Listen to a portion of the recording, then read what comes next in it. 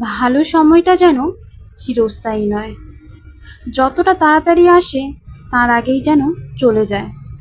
কিন্তু খারাপ সময়টা এলে আর যেতেই চায় না।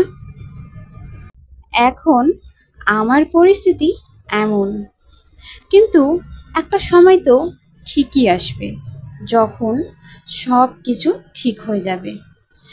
তখন অনেক মানুষই এই মন থেকে মুছে যাবে, মনে থাকবে না অনেকেই। শুভ সকাল আমার সকল প্রিয় এবং মিষ্টি মিষ্টি বন্ধুদের। আশা করি সবাই অনেক ভালো আছো।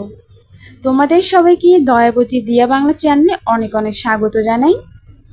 তোমরা আমাকে অনেক অনেক ভালোবাসা দিও যাতে আমি এগিয়ে যেতে পারি, এবং আমার তরফ থেকে তোমাদের সবাইকে অনেক অনেক ভালোবাসা।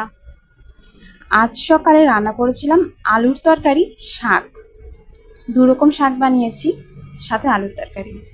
তো এদিকে সকালের খাওয়া দাওয়া শুরু হচ্ছে।